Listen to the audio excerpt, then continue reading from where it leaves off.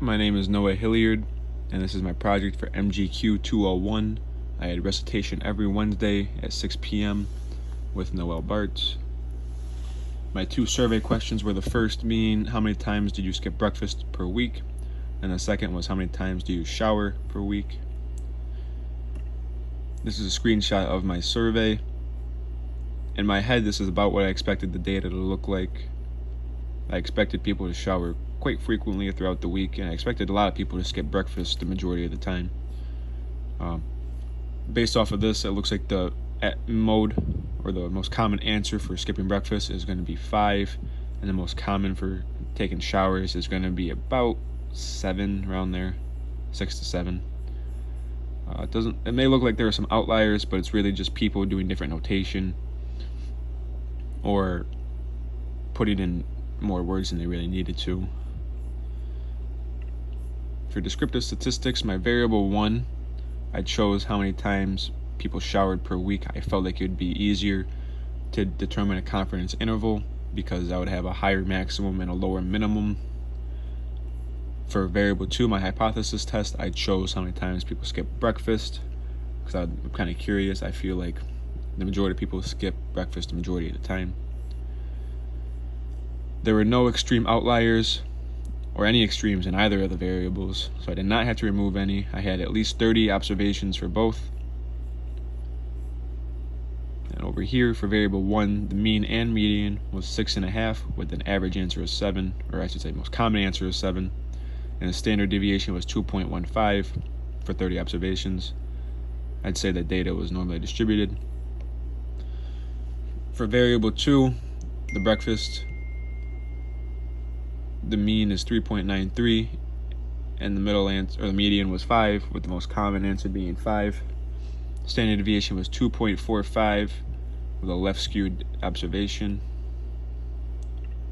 For my histograms, I used a value of 5 for K, which gave me a class width of 2 for showers and a class width of 1.4 for the breakfast.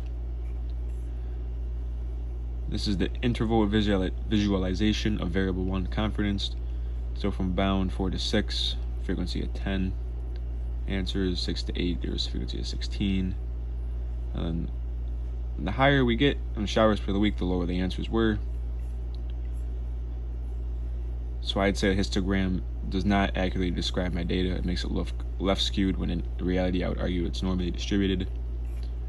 For skipping breakfast, most common answers were near the end, it looks like, but I'd say this is more evenly distributed, at least visually, than this one, than the showers. For my confidence interval,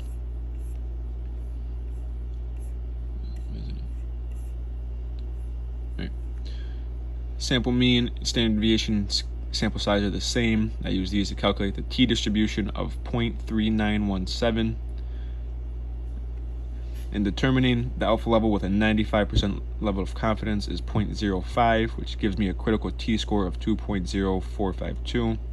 Found my margin of error to be 0.8012 with a lower limit of 5.6988, so roughly 5.7, and an upper limit of 7.3.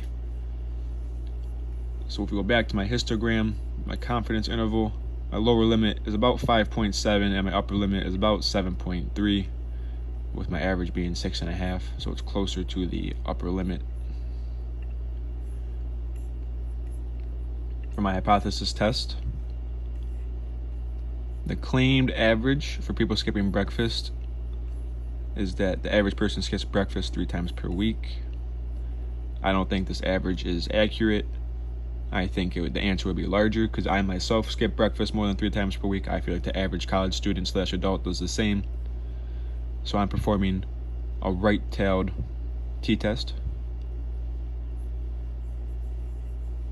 Standard deviation and sample mean are the same, with the null hypothesis, that status quo being 3. I got a t-distribution of 0.4470, same alpha level. I use these to calculate the test statistics of negative 2.7774, and it gave me a p-value of 0.9973. So if my p-value is larger than alpha, I fail to reject the null hypothesis, my p-value here is larger than my alpha, so therefore I reject the null hypothesis, meaning the status quo is incorrect with a 95% level of confidence. It may be possible, though, however, I have committed a type 2 error if the null hypothesis is proven to be true.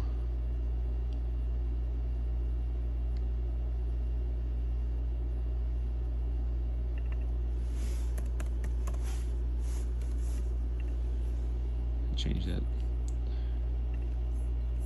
To my regression analysis, my null hypothesis is 3, alternative is still 3. It's a two-tailed test. My p-value, I got a p-value with a 5% level of confidence, or alpha level, so 95% confidence level is 0.05923846. Same thing, if my p-value is greater than alpha, fail to reject the null. These are my predicted variables using my regression equation, which I found right there. The equation of my line, or the slope of my line, is 0.5396 based off of my data plots.